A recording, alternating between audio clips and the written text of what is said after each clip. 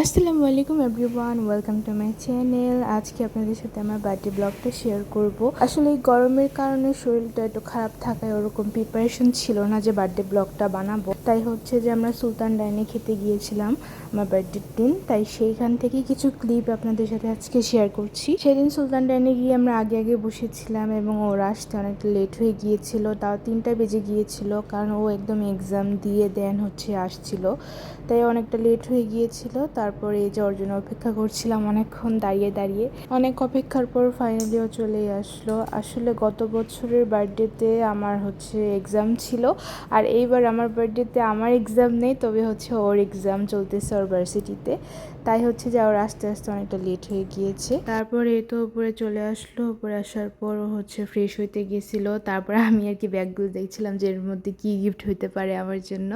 তারপর আমরা এই তো খাওয়া দাওয়া করি, খাওয়া দাওয়ার ওরকম ভিডিও নিইনি, এমনিতে ছবি অ্যাড করে দিয়েছি।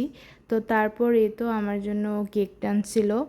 তো আমরা খাওয়া দাওয়া করার পর এখন আমরা কেকটা কাটবো। সব সময় ওই কেক আনে, মানে আমার বার্থডেতে কেকের দায়িত্বটা ওর থাকে, অ্যান্ড ওর যখন বার্থডে থাকে তখন কেকের দায়িত্বটা আমার থাকে।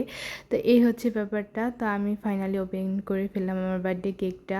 কেকটা আসলে অনেক সুন্দর ছিল, এটা আর কি ম্যাঙ্গো ফ্লেভারের কেক ছিল।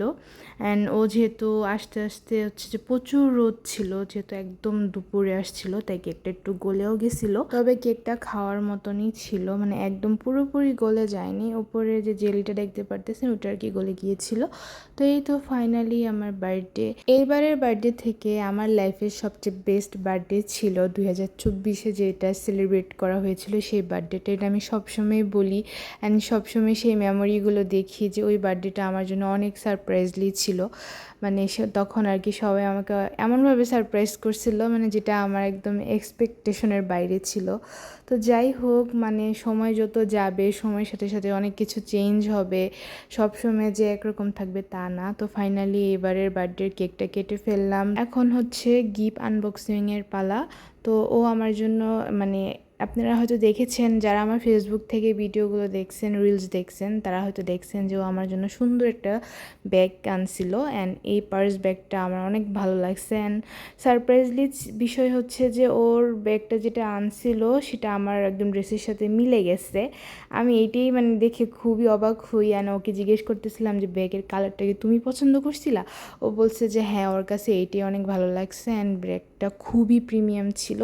অ্যান্ড এই তো সবগুলো গিফট আমার। আর এই ফার্স্ট গিফটটা আমি আমার ভাইয়ের কাছ থেকে পাই, যেটা কিনা আপনারা ভিডিও অলরেডি ইউটিউব থেকে দেখে ফেলছেন, না দেখে থাকলে এখনও আসতে চাইলে দেখে আসতে পারেন এটার সম্পর্কে।